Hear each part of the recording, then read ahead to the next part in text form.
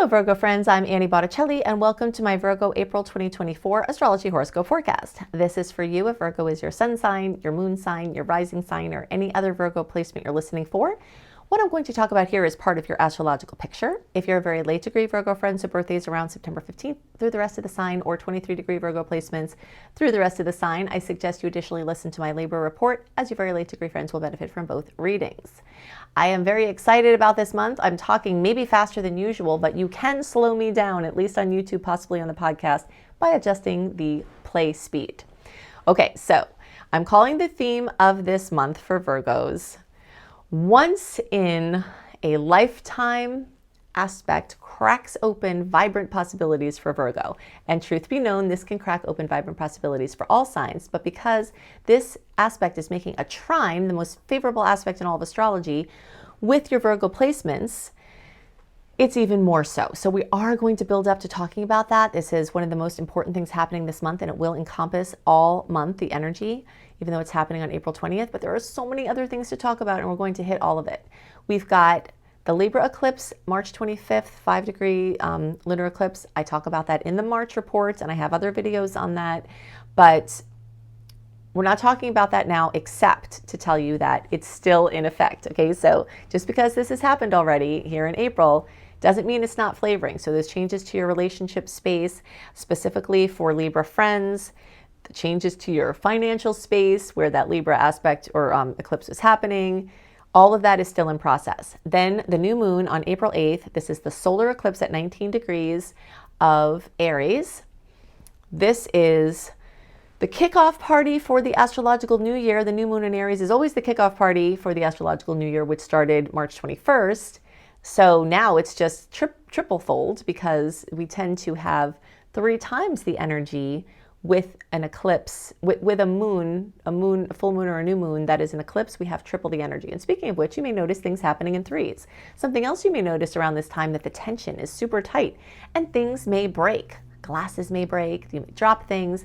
If glass is breaking around you, mwah, kiss the universe and thank your blessings, because that breaking glass may be saving you from something chaotic happening to you, okay? Unless, of course, you're injured by the glass. That may be the chaotic thing happening to you. But I have noticed, as I've tracked these eclipses in eclipse season, which really is 4 to 6, sometimes 8 weeks before and after the eclipses, but really March and April is the heat of the eclipse season, I've noticed that glasses tend to break more.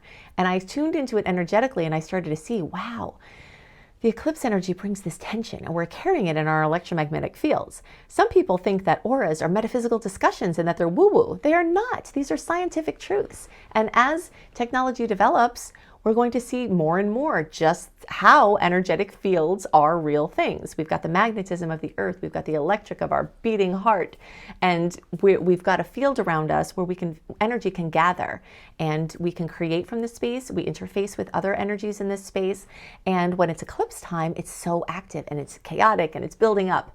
And if something breaks, sometimes that could be sparing us from carrying that chaos in our field that could attract other problems, okay? So I just wanted to mention that now while I'm on the topic. So we've got, let's see. Let's talk about the energy of Aries and the eclipses first, because that is super prominent at this time, and there are so many layers of this. Okay, so the Sun, the transiting North Node, transiting Chiron, Mercury in retrograde, the whole retrograde cycle, is all in Aries. Venus, a few days in to April, is also going to be in Aries. And once all of this energy, or most of this energy, starts to clear out of Aries, Mars, in the beginning of May, will go into Aries. So we've got an exorbitant amount of rambunctious, feisty, excited, motivated, inspired, action-oriented energy happening. And you will feel it. Now, the interesting thing about this month's profile is that while we have all of that activity and motivation and inspiration, we've got 2 major forces that are going against that and kind of counteracting it. We've got Mars in Pisces still the whole month, bringing watery, emotional energy, introspection.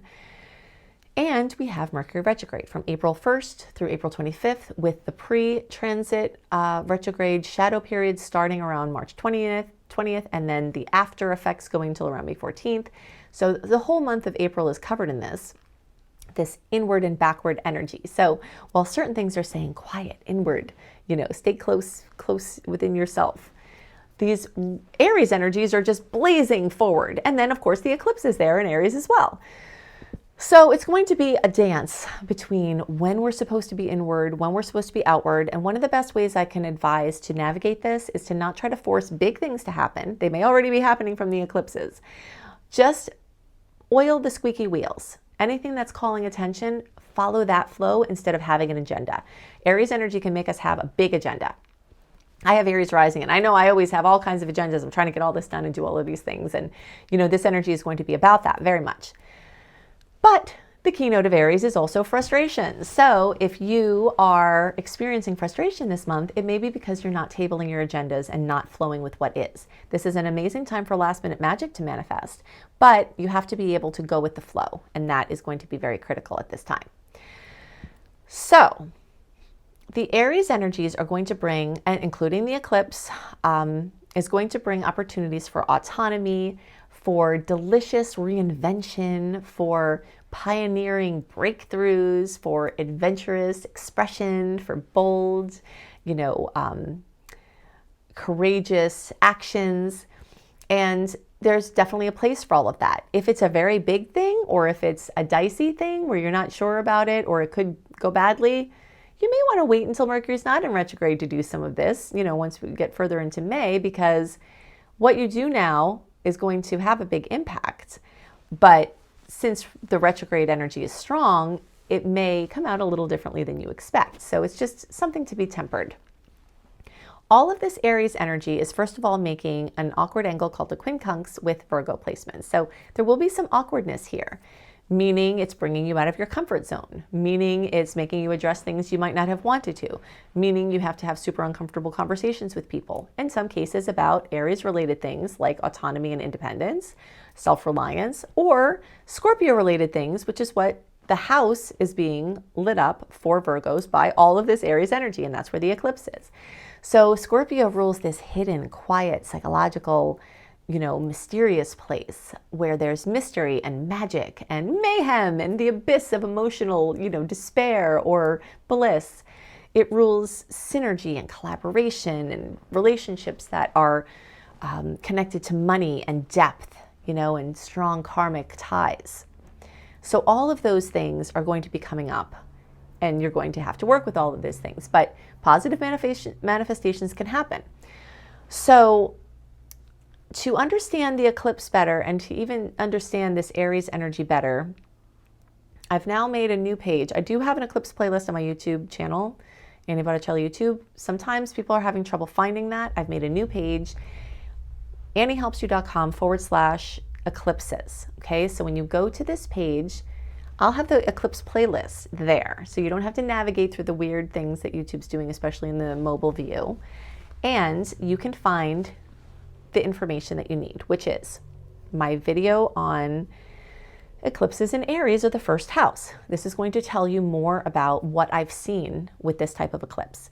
You want to look for eclipses in Libra or the 7th house because we have the March eclipse that's still flavoring now. And then you want to look for eclipses in Scorpio or the 8th house because the 8th house is the house that this Aries eclipse is happening.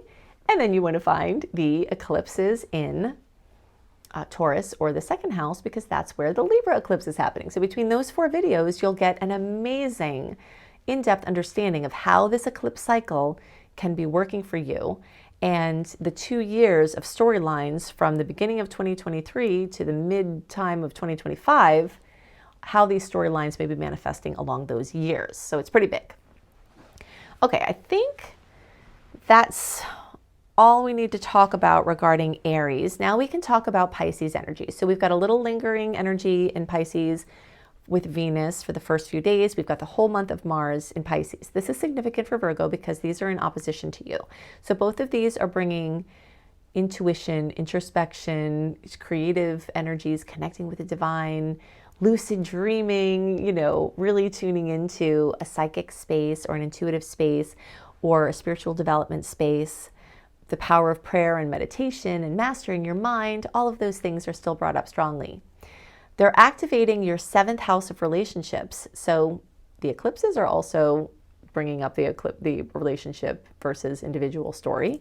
Now you've got Pisces placements doing the same thing. Long-term Saturn transit is there as well. And then you've got the fact that it's opposing Virgo placements. So you're going to have this feeling of being pulled in two different directions, of having to manage things here and there, and trying to access your superhuman, juggling skills to make all of this work. So that's all going to be happening. Now, on the topic of the water, we've got a lot, those are water transits. And then we have the full moon in Scorpio. So in general, water energy is in a natural alignment with earth energy, right? Because earth holds the flow of water. And so these energies are usually pretty easy for Virgos to navigate. And we're going to have an intense time, especially in the days around April 18th. So I'd say April 15th or around April 21st, the closer to around the 18th, we've got fullness, fruition, completion, drama, really coming out with this Scorpio energy. So I've already given you kind of a brief on Scorpio energy because that is the house that all of these Aries placements, including the eclipse, are happening. And now we've got a full moon in the same sign that rules that house. So you're getting double duty from this rich psychological space, this place of shared resources and shared empowerment and disempowerment, control dramas, and getting those kind of things sorted out. So things may be elucidated, secrets may come out, information that was hidden may come up, something may manifest in a relationship or financial space, lotto, inheritance, money, paying off debt, taxes, those kind of things are doubly, or even more than doubly, because you've got so much energy in Aries there. And now here's the full moon. So that full moon, specifically for Virgo, is happening in the third house. And the third house, actually, let's see. No, yeah, that's the third house. So the third house has to do with like mobility, communication, information, research, gathering information, sharing information, talking, social interactions, devices that we use for interacting with other people, social experiences. So all of that is being lit up by this full moon. So you could just have a great time with your friends, or like a block party or something like that. And it is in a nice angle for your Virgo placements. And that's especially true for early degree Virgos. So August born Virgos, you're more likely to get a notable kiss from this, but the rest of you are not left out of this. So August born, closer to around August 27th, the more impact from this full moon in Scorpio that's making a nice angle for your placement. Okay, let's see what else I wanted to talk about there. Oh yes, we want to talk about Jupiter and Uranus. Okay, so I will be making at least one, maybe two individual reports on this aspect. It's once in a generation, once in a lifetime for some people, once every 84 years. Well, once every 14 years, Jupiter and Uranus get together. But once every 84 years, they get together in any given sign. So this exact manifestation has not happened for around 85 years. And the last time it happened, Frank Whittle discovered or patented the jet engine. We know what happened from there. So, just like unbelievable progress globally, individually, is just waiting to happen. And so April 20th is when this happens, but it's so powerful that at least a month before and after, so the end of March, well into, May, the closer to April 20th, invention, expansion, lightning strike ideas, breakthroughs of mega proportions, all of this could be happening. And I will go into a lot more in the separate videos.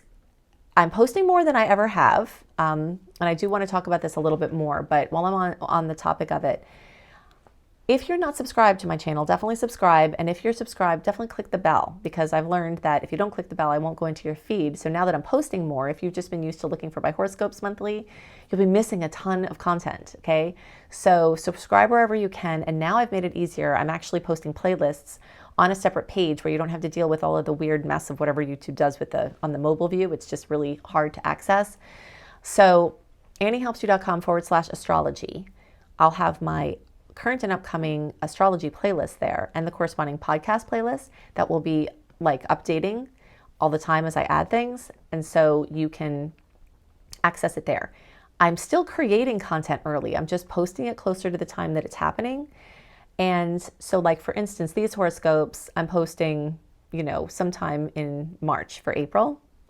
But if you want them super early, I'm actually recording them in February, and the new moon and the full moon ones and all of this stuff. You can get all that stuff early in my Secret Star portal. So you can go to anniehelpsyou.com and then look for the upgrade button, Secret Star portal, or you can search for Annie Botticelli Secret Star portal in a Google search and you can find it. Subscribing there will give you my written horoscopes. It will also give you early access to all of this stuff that I'm making for you, just so that you know that. Okay, so back to Jupiter and Uranus. So this is happening in the sign of Taurus, so material expansion is definitely a possibility.